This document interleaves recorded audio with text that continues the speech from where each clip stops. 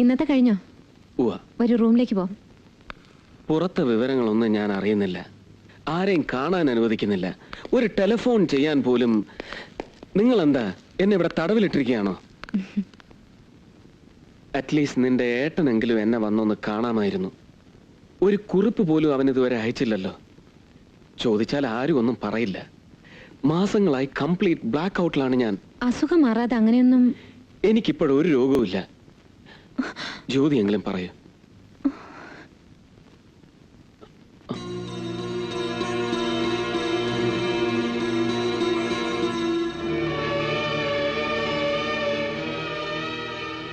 ജ്യോതി, നീ? അതെ രവി, എന്റെ വിവാഹം കഴിഞ്ഞു. അസുഖം ഭേദമാവുന്നവരെ മനസ്സിനെ വിഷമിപ്പിക്കുന്നതൊന്നും പറയേണ്ടെന്ന് കരുതിയാണ് പ്രൊഫസറും പ്രത്യേകം നിർദ്ദേശിച്ചിരുന്നു. ഇനിയൊന്നും മറച്ചു വെച്ചിട്ട് കാര്യമില്ല, എല്ലാം പറയാം.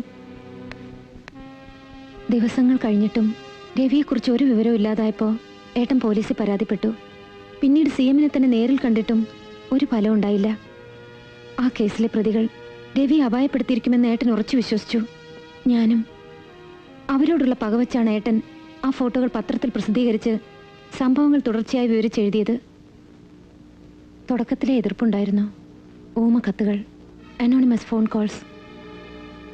ചില റൗഡികൾ നേരിട്ട് വന്ന് ഭീഷണിപ്പെടുത്തി. ഏടത്തിക്ക് ഭയമായിരുന്നു. പിന്മാറാൻ അവർ ഏട്ടനെ നിർബന്ധിച്ചു. ഞാൻ കൂടി അവരോടൊപ്പം പറഞ്ഞു നോക്കി. പക്ഷേ ഏട്ടൻ വഴങ്ങിയില്ല. അന്ന് ഞാനും ഏടത്തി മാർക്കറ്റിൽ പോയതായിരുന്നു. പിറന്നാളായിരുന്നു ഏട്ടന്റെ.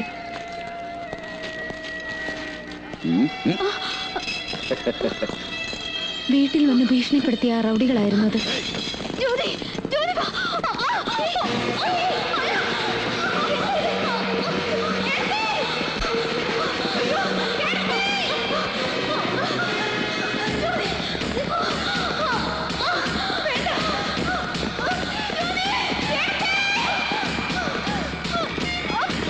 രക്ഷപ്പെടാനാവണം.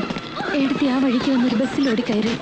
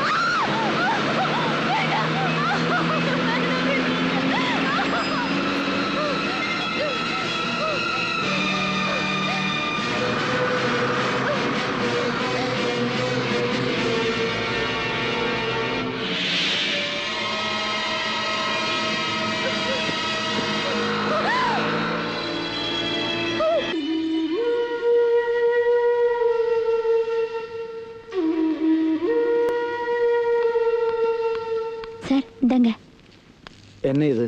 உங்ககிட்ட கொடுக்க சொன்னாங்க. யாரு? யாருன்னு தெரியல சார். இதே கூட உன் பத்திரிகையிலே போடுறான்.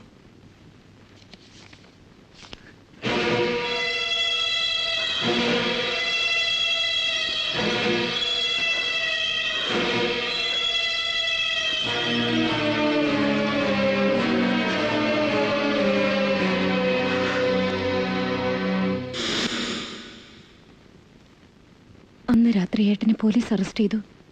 2-3 ദിവസത്തേക്ക് ഒരു വിവരമില്ല. എന്ത് ചെയ്യണോ എവിടെ പോകണമെന്നറിയാതെ വിഷമിച്ചിരിക്കുകയായിരുന്നു ഞാൻ. ആ സമയത്താണ് സുധേട്ടൻ അവിടെ എത്തിയത്. അതൊരു വലിയ സഹായമായി. MP എന്ന നിലയിൽ തൻ്റെ ഇൻഫ്ലുവൻസ് ഉപയോഗിച്ച് ഏട്ടനെ രക്ഷപ്പെടുത്താൻ അദ്ദേഹം ആവുന്നത് ശ്രമിച്ചു. പക്ഷെ പോലീസ് ഏട്ടനെതിരെ ചാർജ് ചെയ്തത് വലിയ കുറ്റങ്ങളായിരുന്നു.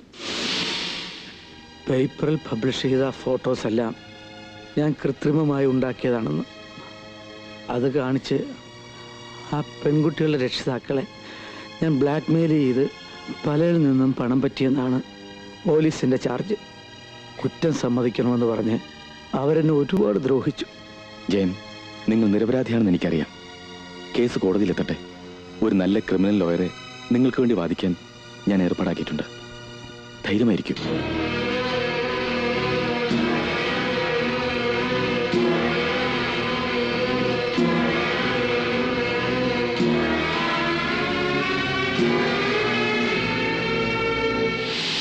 കോടതിയിൽ ഏട്ടന്റെ മൊഴികളും വക്കീലിന്റെ വാദങ്ങളും ഒന്നും വിലപ്പോയില്ല.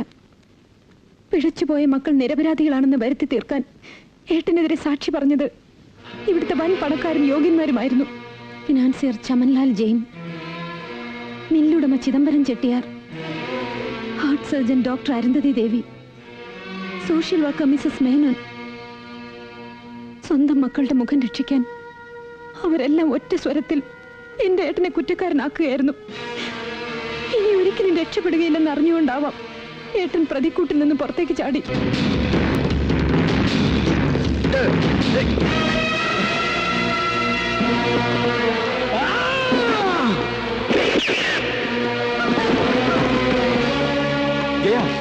വേണ്ട സുധാര, മാറ്.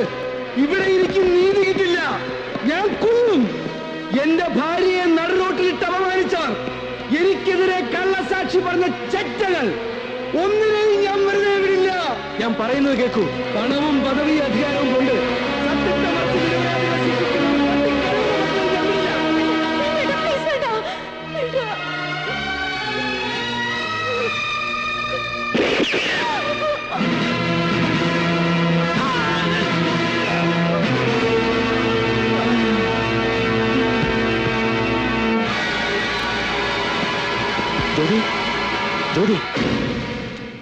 ഏട്ടന്റെ ശവസംസ്കാരം കഴിഞ്ഞ ദിവസം തന്നെ ഏട്ടത്തെ വീട്ടുകാർ കൊണ്ടുപോയി.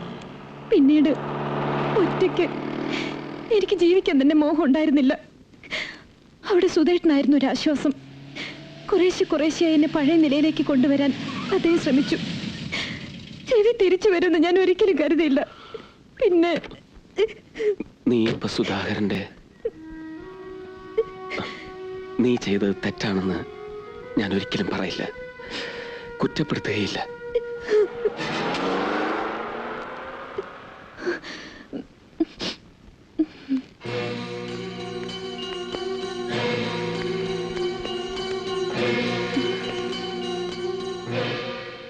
സുധാകരൻ, ജ്യോതി പോ.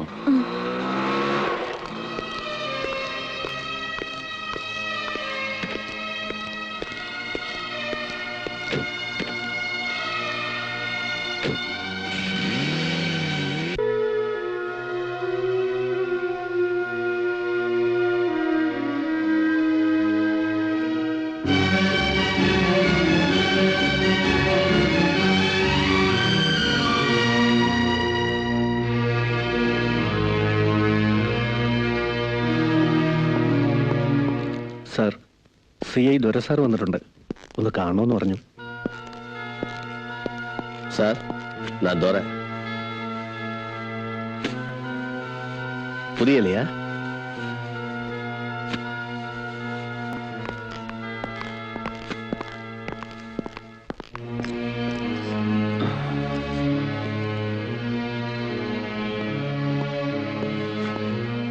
ബഷീർ, CI പോയോ? പോയി സാർ. കഴിഞ്ഞ കാര്യങ്ങൾ എന്തു ചോദിച്ചാലും ഒരക്ഷരം മിണ്ടരുന്ന് ഡോക്ടർ പറഞ്ഞിരുന്നു. അതുകൊണ്ടാണ് ഞാൻ. എനിക്ക് ബാങ്ക് വരെ ഒന്ന് പോകണം, കുറച്ച് സാധനങ്ങളും വാങ്ങണം. ഒരു ടാക്സി അറേഞ്ച് ചെയ്ത് തരുമോ? തരാം സാർ. DGP ചന്ദ്രശേഖരൻ നായർ ഇപ്പോ? Sir voluntary റിട്ടയർമെന്റിലാണ്.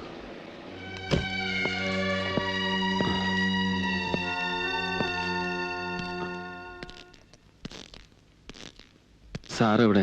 മുകളിലുണ്ട്.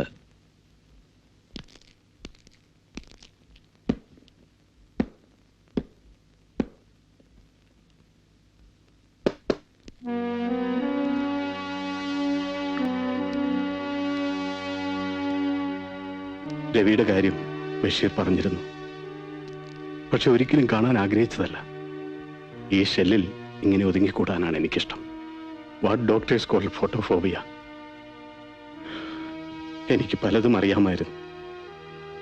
എൻ്റെ മോളുടെ മരണത്തിന് കാരണക്കാരായ കൊലയാളികളെ വരെ, സ്റ്റേറ്റിലെ ഉയർന്ന പോലീസ് ഉദ്യോഗസ്ഥനെ പോലും തളച്ചിടാൻ പോകുന്നവർ പണം കൊണ്ട് മൊത്തം അധികാരവർഗത്തെ വിലക്കിടക്കാൻ കഴിവുള്ളവർ.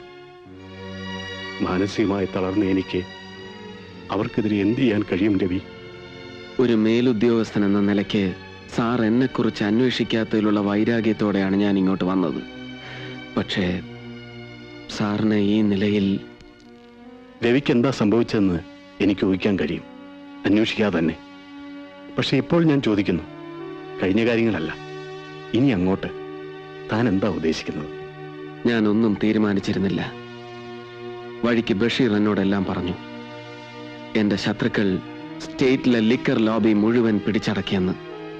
സിറ്റിയിലെ ഏറ്റവും വലിയ ഹോട്ടൽ, ഡിസ്കോതേക്ക്, ഗാംബ്ലിംഗ് ഡെൻ, ഈ സിറ്റി ഭരിക്കുന്നത് തന്നെ അവരാണെന്ന്. അതെ, ആ ഹോട്ടലും ഗാംബ്ലിംഗ് ഡെന്നുമൊക്കെ വെറും ഒരു മറ മാത്രം. അതിന് പിന്നിൽ പ്രവർത്തിക്കുന്നത് നാഷണൽ ആൻഡ് ഇന്റർനാഷണൽ റാക്കറ്റ്സ് ആണ്. രവി തിരിച്ചു വന്നെന്നറിഞ്ഞാൽ ചിലപ്പോൾ അവർ വീണ്ടും... അറിയാം സാർ.